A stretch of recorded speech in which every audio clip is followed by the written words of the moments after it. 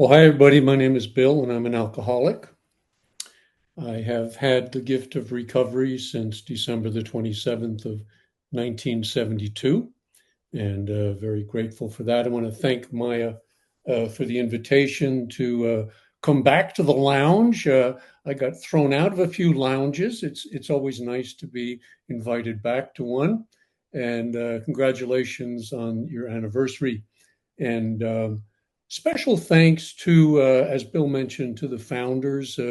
June 10th is the traditional anniversary of the founding of AA. AA historians tell us now it was actually June 17th that Dr. Bob got his dates wrong, but that's okay. When wrong, promptly admit it. But we're not going to change it because we're also stubborn. So there you go. June 10th it is. It's also my wife's birthday, and that's one of the ways that I remember it. So there you go. They've only got about 50 minutes to talk here, and so what I'm going to do, I'm going to do something a little bit different. I'm not going to tell my story. I'm going to start at about 20 years sober. One of the problems of long-term sobriety is the stories get awfully long, you know? So we're just going to abbreviate this one a bit because at 20 years sober, I was in AA and I thought in many ways I was doing okay. You know, work the steps, going to meetings, all that good stuff. Said my prayers, but I was feeling stuck. Okay. My program had gone, you might say, a little bit flat. The juice had started running out of it. And I was getting bored. Now, I wasn't leaving. I was going to stick around. I had signed up for the full course, you know, but something was missing. You know, Bill spoke about that as you know the God hole in us. Mine, I think I had the God peace, but it wasn't. There wasn't an intimacy there. That's the thing that was missing. It had my program had become mechanical. Let's say. So I believe that when you're really ready to change, the universe responds, and people come into your life. Events happen to you. It's like boom, you're ready to get shaken up. Hang on and watch this happen. So three events happened to me, and that's what I want to start off with. Uh, and the first one was I met an AA old timer, and I had told him he had considerably more time in the program than I did at that point. I told him that my program was going flat, and he asked if I knew the story of the five M's, the letter M. And he said it was the story of spiritual institutions. And this story actually changed my life. It was the beginning of the turn that needed to happen for me. So he said the first M is the man. It could be Buddha, it could be Bill Wilson, uh, it could be Moses, you know, but something happens to that individual. He touches God and God touches him. He has a spiritual encounter with the divine. That's the first M, okay? The man. And that man is also us, you know? This is the part we need to catch hold of, all right? But that man comes back with the second M, and that M is the message. And the message is who you are. Because who you are ain't who you thought you were just a few moments ago. You've now been in the presence of the divine. Wilson had his, you know, in detox. He said he was standing on a mountaintop. Moses literally was on a mountaintop. Okay, for Jesus, it's into the river Jordan. Sky opens up. Voice comes out of heaven. This is my son. To feel that being a son or a daughter of the divine is what happened to them. That's the encounter. Okay. And that is the message, and the message is who we are. When they come back, other people who are searching for that message begin a program of attraction. That's what we call it in AA, isn't it? It's a program of attraction, that those who really are looking for it sincerely, you've got what I want. How did you get it? And this is the third M, and it's the movement. All right. And this is the early days, and things are exciting. Wilson is and Dr. Bob are seeing other people can change just like we did. You know, it isn't just us. All right. There's a movement afoot here. For the Buddha, it's the monks that begin to gather around him. For Jesus, it's the disciples. All right. But then they start to organize the thing. Bring in the attorneys, bring in the secretaries. Let's write some rules and regulations down. Who gets in and who do we have to keep out? All right. And this is what I'd call, or this fellow called, the machine part of the program. See, and that's what was happening to me. I was in AA, but it was a mechanical AA that I was working. Oh, I'd get up and I'd say the prayers and I'd do all that sort of thing. I'd smoke my cigarette, drink my coffee, and off I go. But there wasn't that encounter happening. Okay, can you follow me? So this is the machine stage of the deal. And in the church, you know, it moved. We went from Jesus to the bishops and popes and all that good stuff. And the bishop gets to wear a pointy hat. And if you step out of line, he hits you over the head with a cane, you know, or a staff or something like that. I've seen it happen in AA as well, you know. I mean, fast forward, the machine is taking over. If we go to a AA convention 200 years from now, I'm sure they're going to hold up the sacred coffee pot that Dr. Bob and Bill Wilson drank from. You know, it's holy, it's sacred. If you haven't been able to get sober, just come and rub the coffee pot and magic will happen to you, you know. And here are the ashes from the first 100. It's actually they're cigarette ashes, you know, and you can take them and put them on your forehead, and you're going to get this thing. See, we'll give you a little chip and the medallions and all this magical stuff. Rub those suckers, and off you go. You know, so there's the machine. And then the fifth M, he said, is the monument or the mausoleum, because the spiritual institution is dead. So I asked people, and he asked me, he asked, have you been in a dead church? And I said, oh, yes, I have. You ever been in a dead AA meeting? I said, damn right I have. You know, they have been dead, going through the motions, but no real meeting, no real encounter with the divine. All right.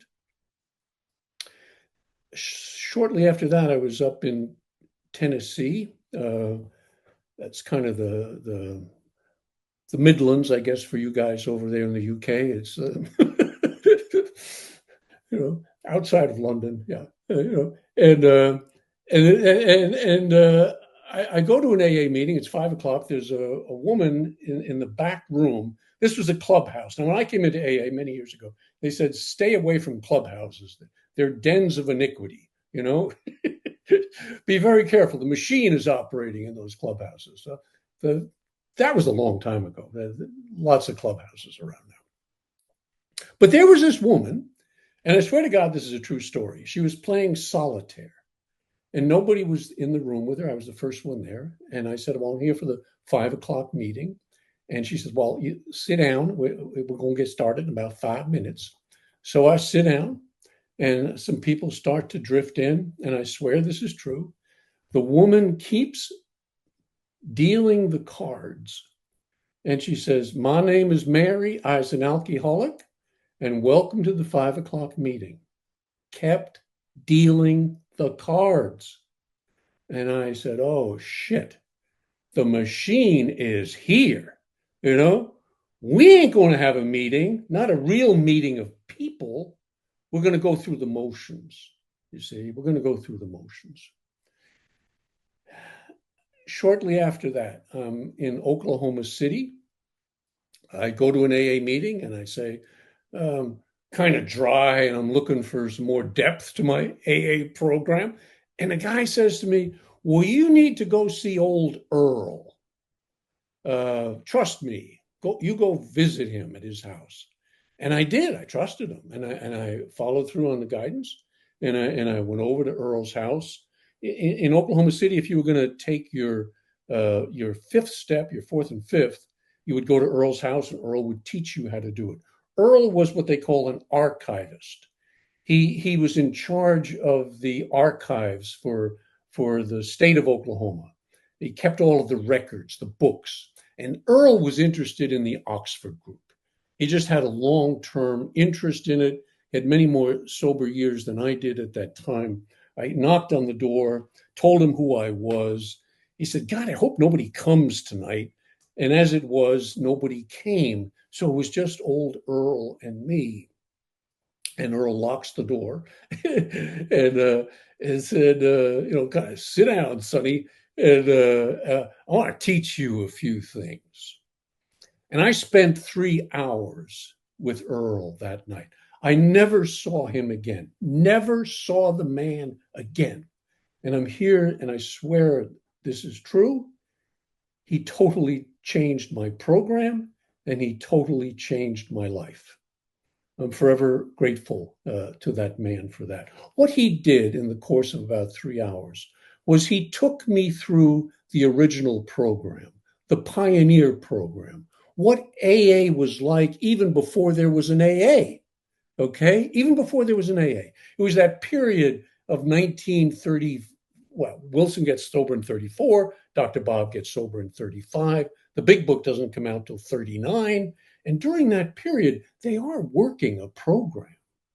But it was very different, very non-mechanical, shall we say, from the one that I had been introduced to.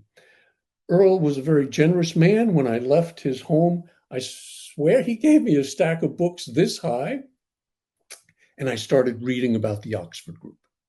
And I started reading about the history of Alcoholics Anonymous, where it came from. And in one of the books was this quote by Carl Sandburg. I've always liked it. He says, whenever a society or civilization fails, there's always one condition present. They forgot where they came from. They forgot where they came from. So I've kind of made it my effort, work to see that we don't forget where we came from. So we're not here today to worship our founders, alcoholics. Try to stay away from that. But we are here to learn from them. You know, what was that original program like? And was anything left behind from there that maybe should have been carried forward? And if you're interested in the history of AA, I would encourage you to get a book. It's called Dr. Bob and the Good Old Timers. It's published by AA. It's a wonderful place to start. And you'll learn about this time when the movement was so very young. So let me start off with a quote from our first co-founder, Bill Wilson. He said this: where did we learn about moral inventory, amends for harms done, turning our will and our lives over the care of God? Where did we learn about prayer and meditation and all the rest? the spiritual substance of our remaining 10 steps, and he's basically talking there about steps 2 through 11, these came straight from Dr. Bob's and my own early association with the Oxford groups. So if Wilson is saying steps 2 through 11 came from the Oxford group, it does kind of leave out 1 and 12. So let's dive into the history just a little bit on those steps and see if we can learn something there. Bill mentioned the allergy of the body, okay? And that's from Dr. Silkworth. And Silkworth gets credit for the allergy theory, that there's a physical component to this illness we've got. And you might liken it to an allergy to peanuts or to eggs or to penicillin. And when an individual comes in contact with them, they break out in a rash or anaphylactic shock, or it can be quite serious. They should stay the heck away from those things. And they learn to do that, you see? They learn to do that. Unless they are an alcoholic like us, because we've got an allergy to alcohol, and we need to stay away from it. But there's a second component to our illness, right? And that's the mental obsession. All right, the mental obsession that we want to get back to doing the very thing that's killing us. All right, and that's we try to quit, but we're unable to quit. One of the people that is mentioned in the big book is William James. And I think he is one of the people that gets some credit for step 1. He was the father of American psychology. He's, if you remember him from your readings. And he was the one who talked about a conversion experience, a psychic change. He had a definition that I think was helpful. He also wrote Varieties of Religious Experience, the book that Wilson read in his detox room that Ebby brought him. And this might have jumped out at him. There were stories of alcoholics in that book, alcoholics like ourselves who had undergone changes, dramatic changes, psychic changes, changes at the deepest levels of self, a personality change, if you will. James speaks about a divided self. And I think this kind of catches what we're after here, that there's a division going on inside of us, that the ego is separated from the divine, and it's feeling it. Like Bill said, the hole in the gut, the hole in the soul, if you will. Hey, so here's his definition of a psychic experience or a psychic change. He says, a self, a conscious self, hitherto divided and consciously wrong, inferior, and unhappy, becomes unified and consciously right, superior, and happy. How? In consequence of its firmer hold upon religious or spiritual, we would say, realities. So there's step 1, the solution to our problem. It's going to be a spiritual solution. All right, we got a physical problem, we've got a mental problem, but we got a spiritual solution. So think of that as step 12, because this is not coming from the Oxford group, but Wilson is patching these parts of the Oxford group program 2 through 11, and they didn't have steps, but to patch them together, the process, in such a way, he said, so that sneaky, conniving alcoholics like us couldn't wiggle our way out from under it. We'd have to do boom, boom, boom, boom, boom. But the only problem with that is boom, boom, boom, boom, boom may lead you to a mechanical kind of program. So I think, at least my experience is, that if we see the bigger picture, see the whole 30,000-foot view of what it is that's happening, we may come away with a different understanding of the steps and the recovery process. That's what happened to me. Okay. So now, when I started studying the history, it certainly changed my understanding of step one, and especially that word unmanageable. And in AA today, it's usually understood as by unmanageable, our lives became unmanageable. What are they talking about? Well, legal problems, financial problems, family problems, okay? All the stuff we get into, right? Hey, my life's unmanageable. Now, I'm going to tell you, my life was a mess, and I got into trouble. But I tell you this, I never woke up, and I woke up in some strange places, and I never said, "Oh my God, my life is unmanageable." I never used that word. All right, never used it. The U word, I call it, huh? The U word. Never used it before I came into AA. Used some foul language. Life was effed up or whatever you might call it, but not unmanageable. I found out that that was actually an Oxford group word. And I think it's important to get an understanding of that, all right? In terms of how the program fits together, all right? Where did that word come from? Well, it actually came from something called the Victor Prayer. There was a young kid, 12 years old or so. He's in the Himalaya mountains, a very exotic kind of story. He's in trouble all the time. They're getting ready to kick him out of school, and an Oxford group team is coming through the Himalayas of all places, and the head of the school says, we've got this kid Victor, and you guys kind of work miracles in people's lives. Do you think you could change this boy?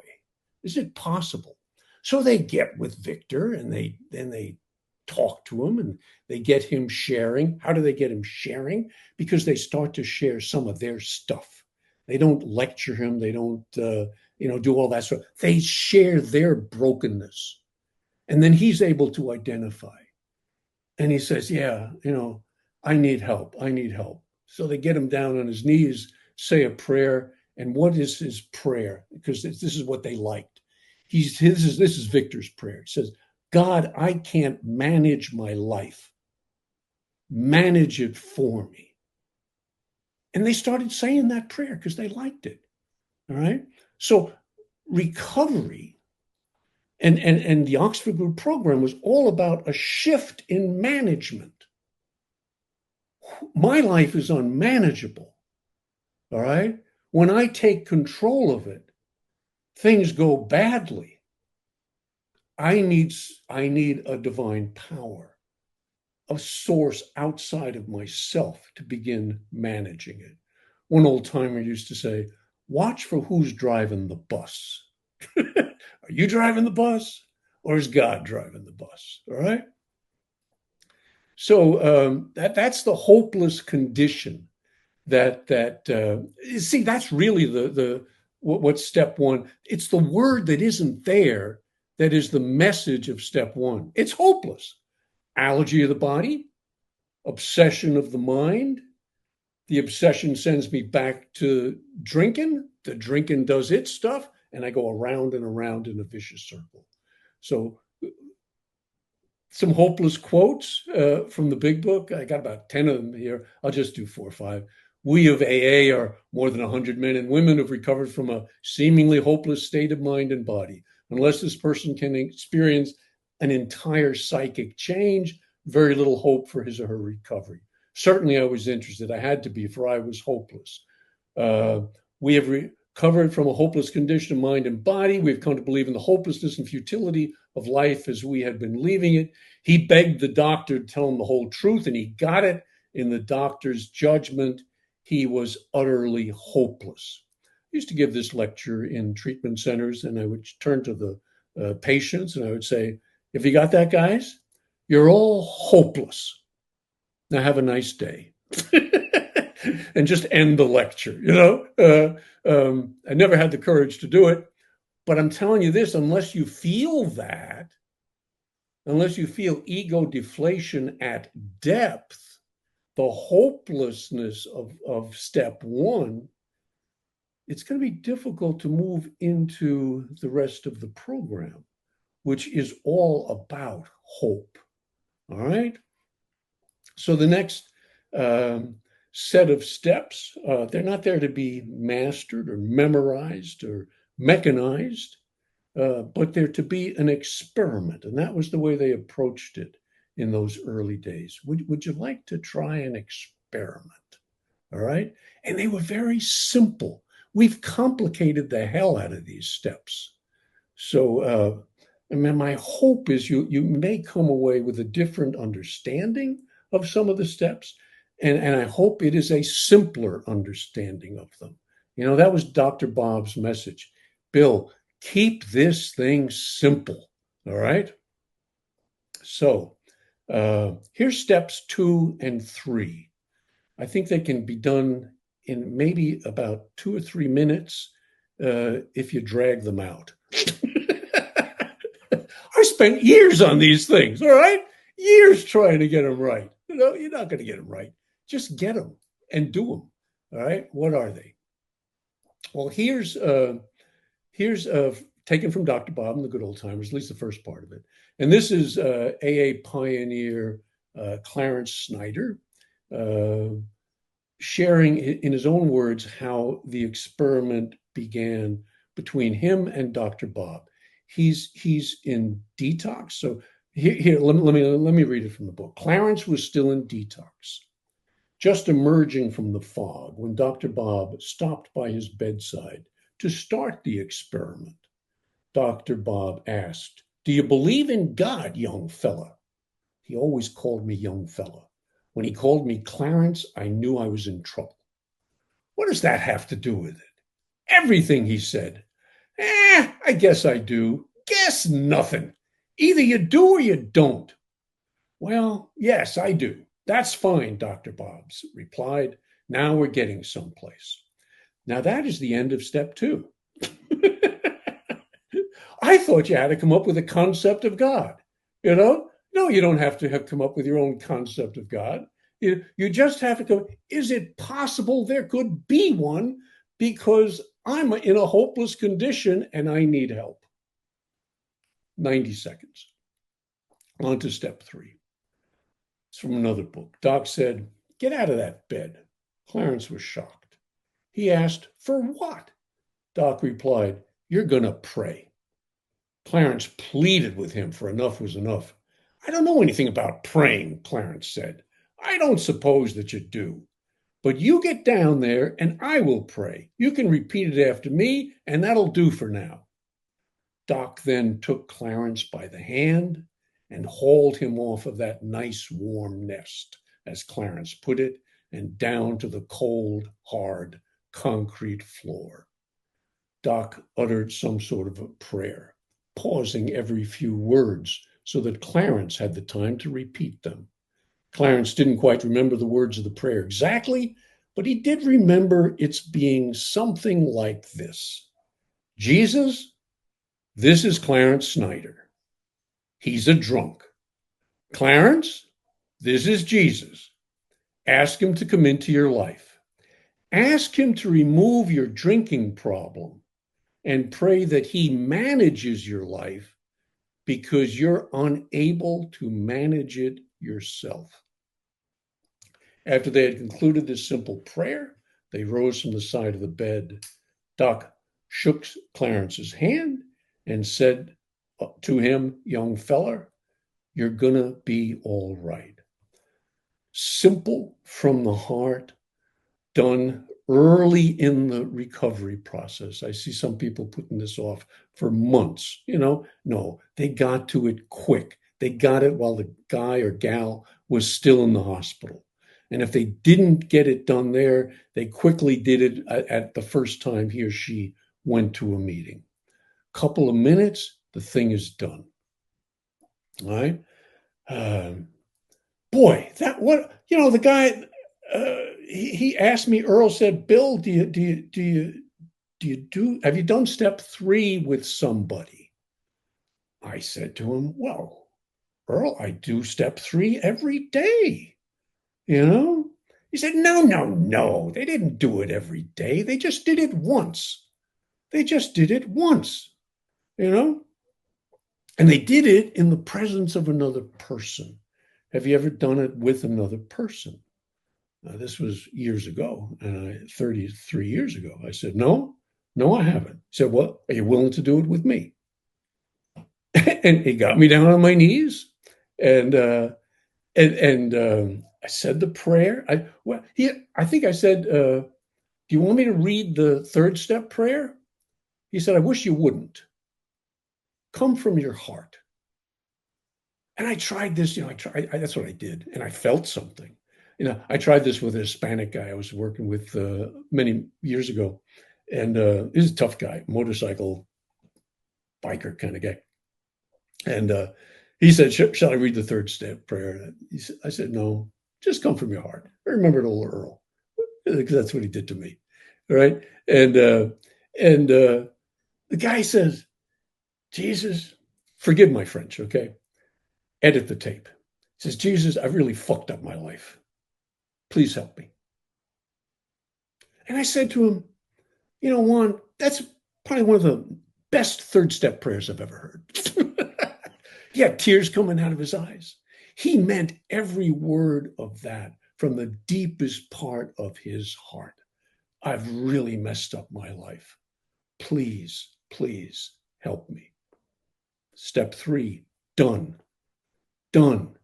You don't have to keep going back to it over and over again. We're going to get to 10, 11, and 12. And that's where we're going to work these. I tell people, and I get some AA fundamentalists mad at me. They're the only steps I work today, 10, 11, and 12. But every part of the other steps is present within those steps. And I've heard a lot of old timers kind of agree off the tape that that's where they are too. Now, before I go on to steps 4 and 5, I want to jump ahead to 6 and 7, because this is where the 4 absolutes reside. And the 4 absolutes are still practiced somewhat in Akron, Ohio. I've got some friends up there. They tell me in some meetings they're still on the board, it's on the wall. And they're honesty, purity, unselfishness, and love.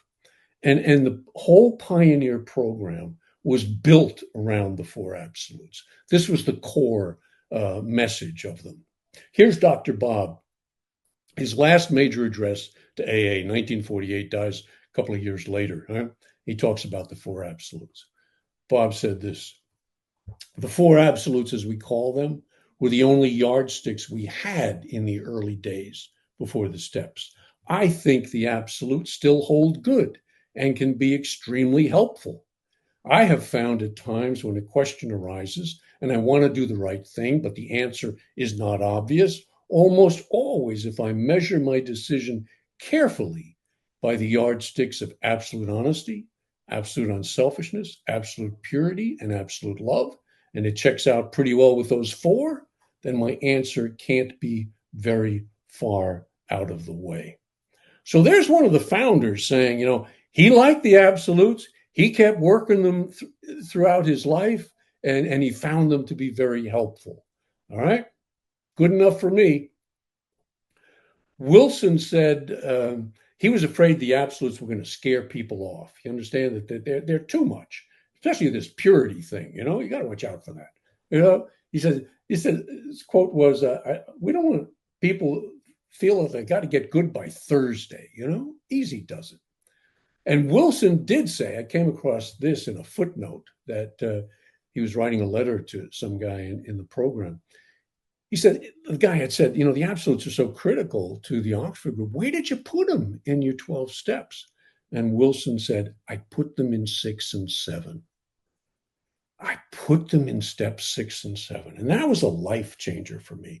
Those steps took on a wholly new atmosphere and understanding. Okay. Now, I want to spend a few minutes on the absolutes because they get a bad rap in the program today.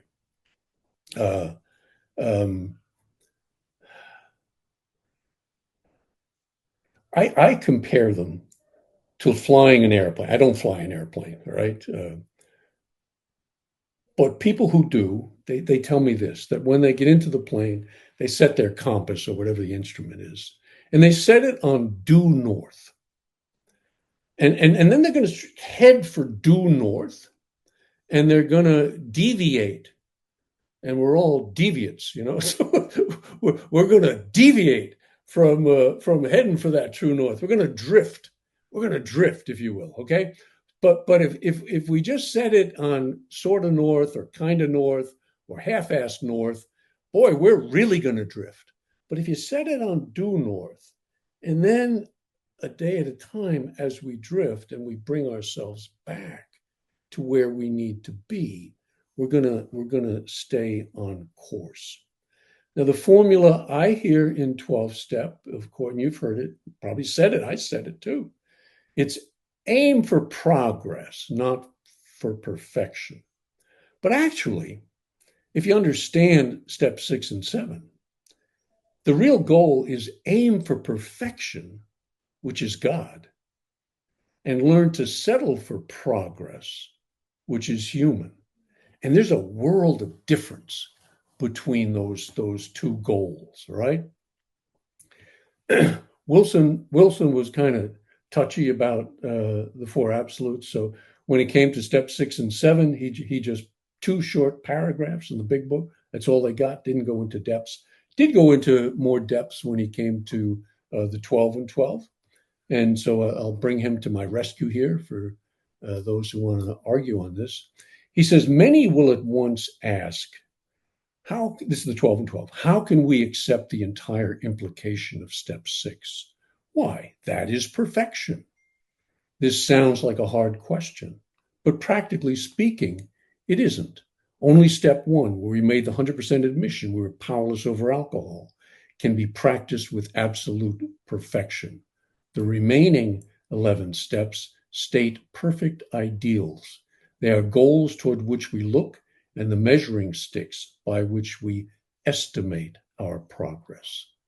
So aim for perfection, settle for progress. Back to 4 and 5.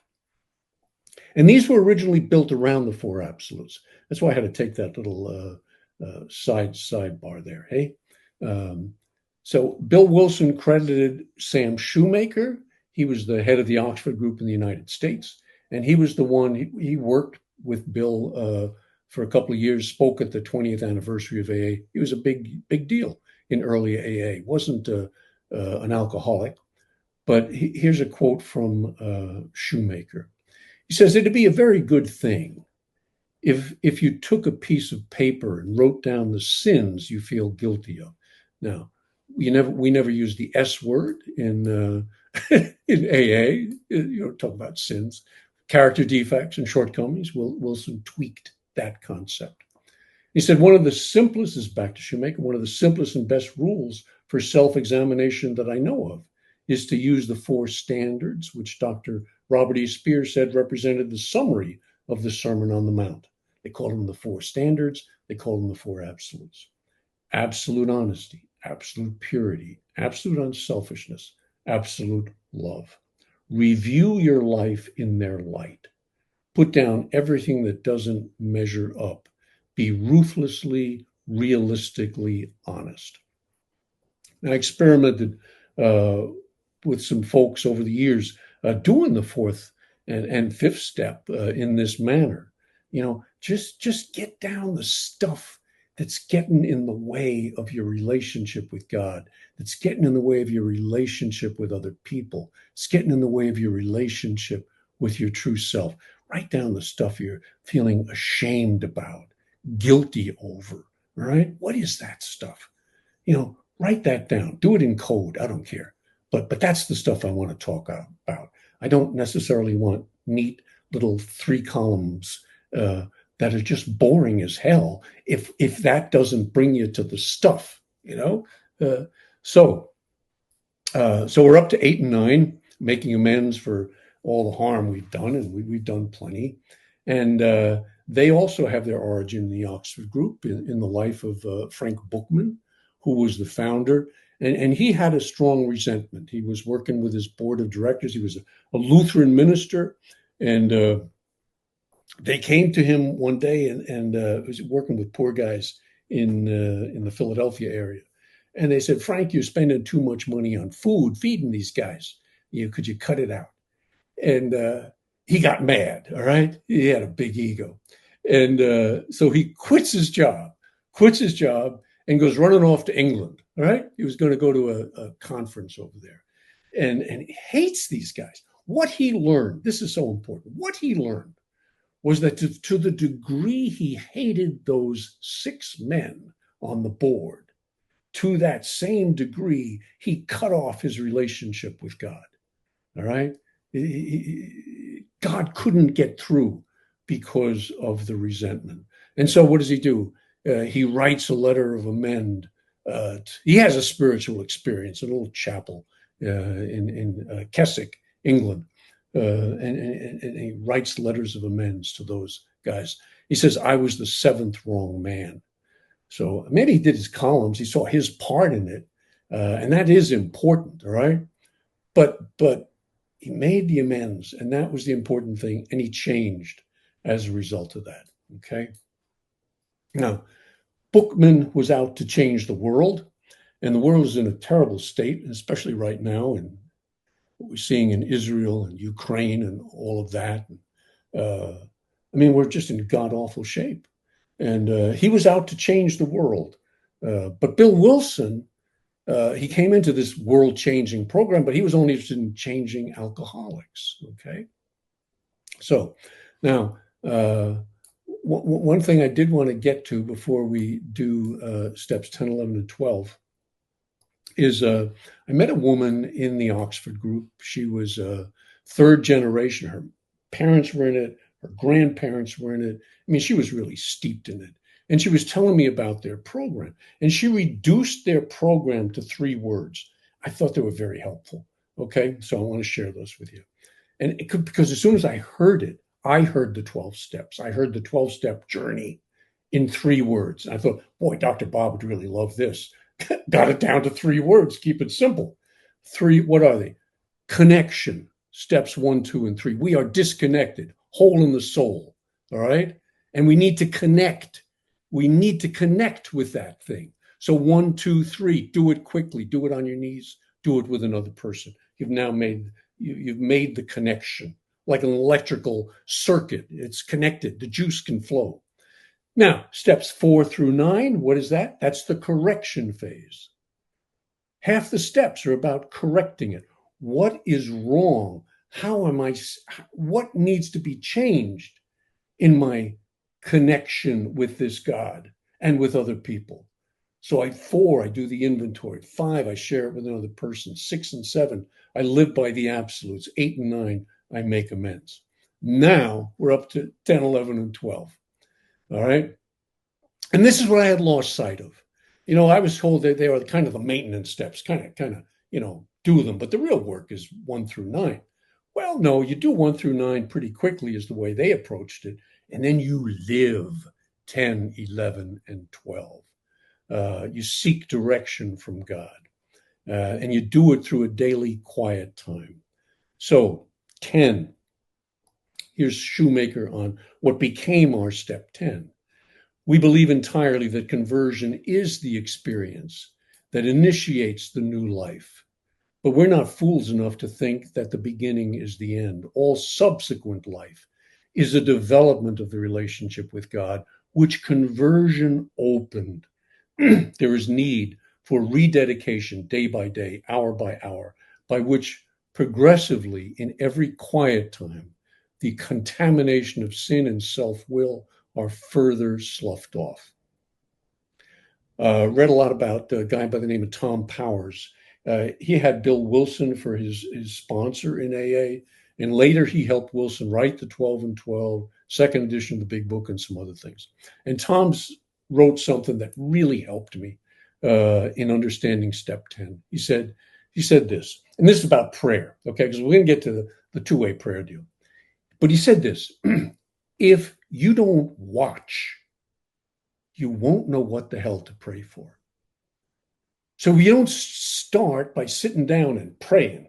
You start by sitting down in the morning and watching. Where have I drifted? Where have I strayed? How did I go off course yesterday? Or am I still now? All right. So you watch.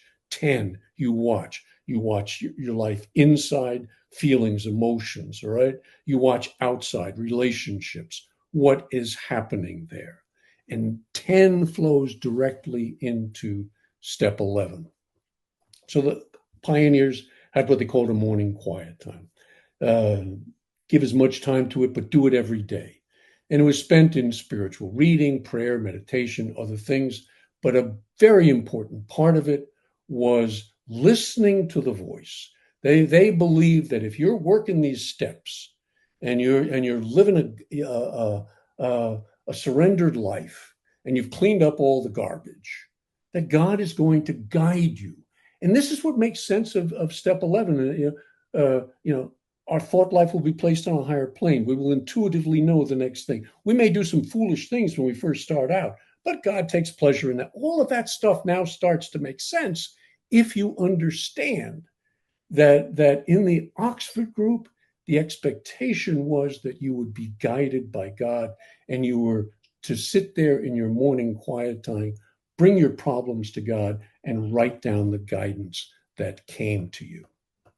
All right, I'm going to fast forward a little bit here.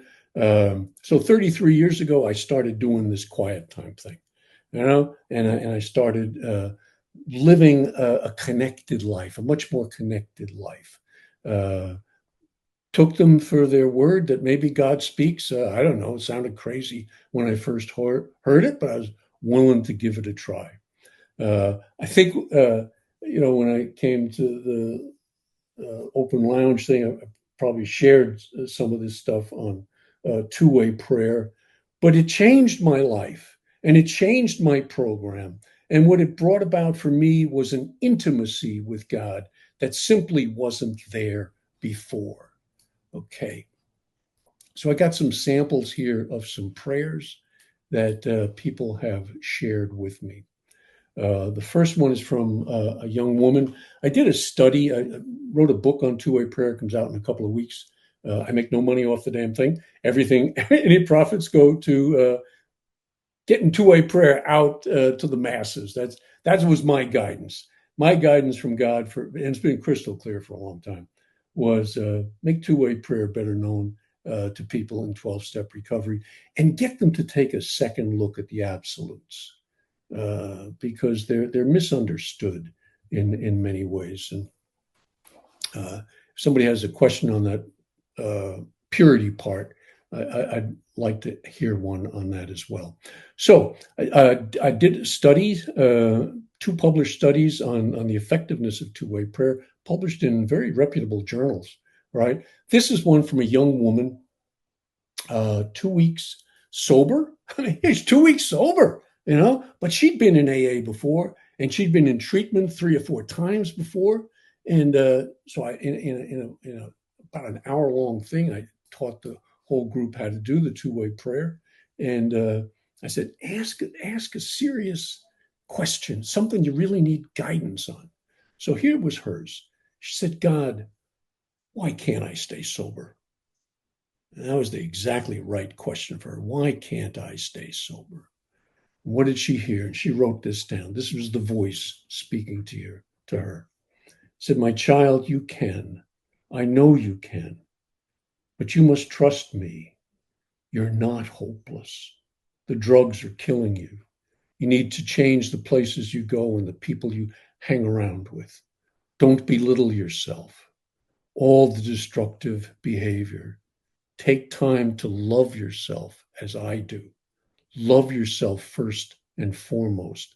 There is light. Trust us. Trust us. She began the process. She began an intimate relationship with what?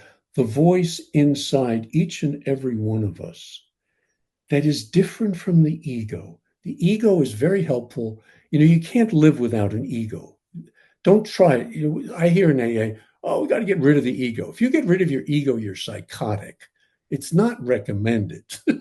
You need to have an ego. It's very helpful if you're paying your taxes or driving your car, things of that nature. Good, ego, good. But if ego is taking on divine attributes, if it's inflated, all right, and it can be inflated in 2 ways. It can think it's the hottest thing on the face of the earth. And we got a lot of people like that around, okay? And we may have had our time of that point. But it's also the inverse of that. I'm the worst piece of garbage that ever crawled out from under a rock. That's ego too. That's the ego voice that tells you you're no good. And I think that one gets us in more trouble than the other one does. So watch for it. Back to step 10, you watch for it. Is that voice coming loud and clear in your head? If it is, you say, that's my problem, God. I need help. Please help me. Here's another woman in her 50s, also in AA, but with an eating disorder, okay? Been in the program a long time. She's still struggling. Here's her question. Heavenly Father, I've been struggling with self-loathing. I look in the mirror and I hate who I see. I feel so unattractive and at my core, unlovable. Please help me, Father. The voice. I've listened to Jews, I've listened to Christians, I've listened to Muslims, I've listened to all sorts of people. The voice always sounds the same. It's honest, it's pure, it's loving, and it's unselfish. All right. It wants us to become all that we can be. That's what it wants. All right. That's what it wants. It's very different from the ego. Self-loathing. Here's the voice. My precious child, it saddens me to see you hurting so. You are loved more than you could ever know. I've watched you go through losses these last few years, especially the loss of your grandson. My sweet daughter, come to me. I am real and I am safe. Nourish your body, don't starve it. Speak only love to yourself. Treat others as you wish they would treat you. Do these things, and the light of my deep and endless love will fill you up and shine unto others. Go now, I am with you.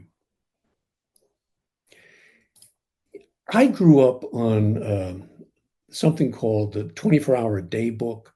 I don't know if some of you have seen that book. It was probably one of the most popular books in AA, and in it they have thought for the day, meditation for the day, and a lot of people read meditation books. I kind of recommend against them. I tell people, why are you reading somebody else's meditation when you ought to be writing your own? Well, I'm going to save you a lot of money. Don't go buying those books. Write your own book. Just get a cheap notebook and write your problem. And that's the meditations in the 24-hour book. They came from two women in England. So if we have any women in England, pay special attention to this. They brought their problems to God, and then they sat and they wrote. And I've just added a few things, to kind of spice it up a little bit. I tell people when you write, start off with a term of endearment. My darling daughter, my beautiful little girl, my precious. Start off with that. And that kind of gets the juices rolling. You know what I mean? They just start to roll onto the page. That's what brings intimacy. And alcoholics and addicts, we're people who are not in close relationship to others, to ourselves, and to God.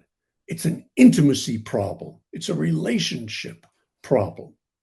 And if we can begin to foster that intimacy, boy, the desire for alcohol, for drugs, for food, for sex, for all of the places that are unsatisfactory in the end, the need for them starts to evaporate. It starts to evaporate. Here's one last one. It's a guy in long-term recovery. He writes, my inner critic's been sounding off, telling me I'm a failure, lazy, disorganized, that life is meaningless, and that death is the only thing staring me in the face. Just another day in the life of an alcoholic, okay? Lord, please help me, he writes. This is what he hears, the voice. Did you think the walls would fall without a fight, son? All the shadows came out yesterday. Let this show you your inner life is unmanageable too. You stand at the turning point. Now ask my protection and my care, but with complete abandon. Refine, refine, refine. It all comes down to this. Who do you listen to? Who will you follow? Trust me. I'll never let you go. Hold my hand. I like this part. You are dust, and to dust you will return. But know in the recesses of your heart that you are my dust, always and forever mine. Now, that's a different form of step 11 than I was ever taught. So, for 20 years, my AA program was becoming mechanical instead of more and more intimate. For the last 33 years, I've been doing this two-way prayer stuff, and it brings about, or has brought about in me, just to share for myself, an intimacy, a trust in the divine. One-way prayer is just kind of going out to the universe and nothing's coming back, kind of empty. But this, I'm kind of being held and I feel it. All right. So, step 12. Originally said having had a spiritual experience as a result of this steps. I like Wilson changed it later to a spiritual awakening, but then he tried to change it back. And by that time, he said the machine had grown so powerful, they wouldn't let him change it. He said spiritual awakening was more a tepid form of an experience. I like the other one. Wouldn't let him change it back. Right?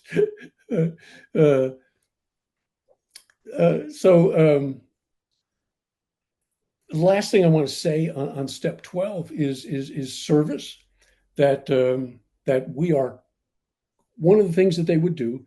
I couldn't find the quote, but it's Dr. Bob. It kind of described how he did his morning quiet time. He'd read some scripture, he'd read some books, spiritual books and things that really appeal to him. Find authors who appeal to you. The Oxford group people would read scripture or they would read spiritual works.